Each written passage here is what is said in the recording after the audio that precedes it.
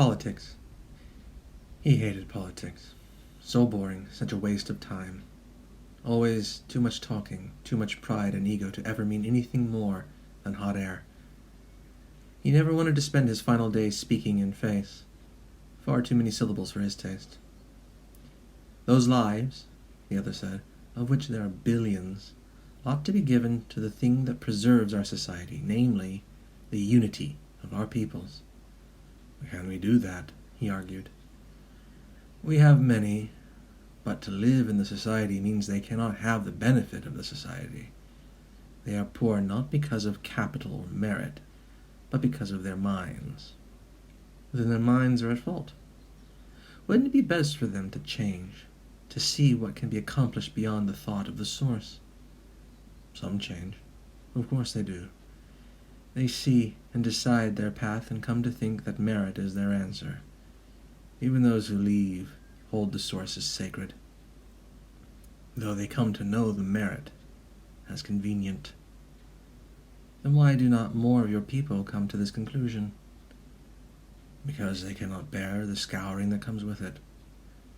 They are looked down on because of their faces, because of their thought, because they might believe that there is more than the tangible form. I know they are. It's a great failure of ours that we hold in contempt those who might see value in the abstract. It is more than that, I think. It is hostility to concept. The structure, all that we have attained to say, is only viable, or I should say, the only acceptable belief. We are commanded to have a singular thought. From that thought we are obliged to ask only one question, and from that question we find that we have been trapped into seeking only one answer. Do explain. The thought is the structure. The question, how can I, of the say, advance it? The answer, to hold no other things ahead of it. So we are back to my point, I see. To be given to the unity, and nothing else. Nothing else. And your people, they are required to hold something more, to look and think and conclude that there is a greater expanse beyond the reach of the structure, that there is something more which can unite a people. Is it truly something? Perhaps. I've always held it as unknowable. That is an opinion unpopular with most of them. I suppose, for the sake of a merited mind such as yourself, I should list it as everything. At least to them the source is where we are from, and where we return. We had been reviewing these discussions for the better part of 2 hours, parsing through points and counterpoints so that the younger Tsay, Marcern, could press for a proper enclave for the religious citizens. Sylkaeva, nearly 200 years his senior, rested on a glass bench. Across from them, perhaps 50 steps away, a procession of those religious people moved slowly towards the dispensary. Those people, somehow far from home, clung to their linen shawls and metal cases as each prepared for their daily allotment of food and drink. Hundreds had already come. Hundreds more would likely arrive over the course of the day. They are paler than I remember, Marcern worried. I wonder if they're receiving the food and drink necessary for station life. They have what they need, Sylkaeva assured him. They only lack long days. They were pale. It was of concern to him.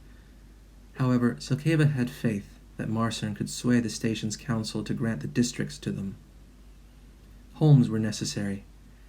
Access to occupations and to academies was necessary. A temple was not, despite what they believed. The stress had sent many to sickness. Those people, who once prided themselves on their fair, faint blue skin, were now gaunt and ruddy gray. Marcern rested next to him, offering a small bottle. Then back to our endeavors. Sylkaeva took it. Yes. He pressed his thumb into the bottle, opening its lid. Inside was a familiar liquid, a cocktail of medicines meant to keep his illness at bay for as long as possible. I should present what we have discussed to the council.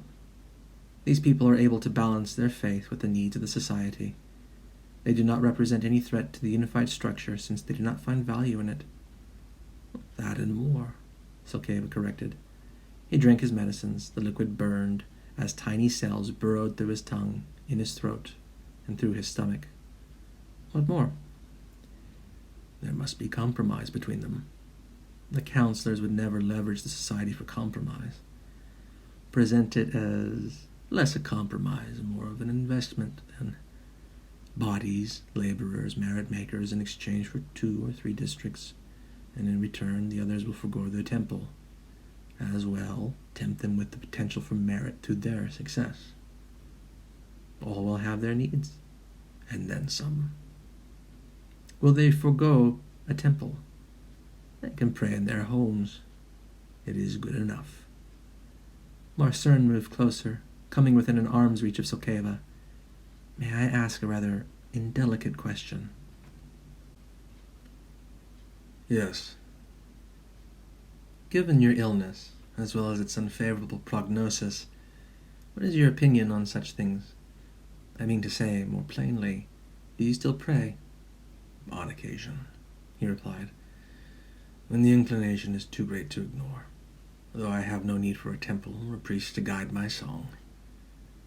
Do you fear your end? Of course. I am not a fool. I have what I can control, a lifetime of learning and development to create an individual. To say that I greatly enjoy my individuality would be a disservice to understatement. You see, I am set to lose all of that to an affliction I never once encountered. Remember that it is this that takes us, the truth that we aren't in control. I never anticipated this illness. Neither did our doctors and engineers, yet this is what will take me.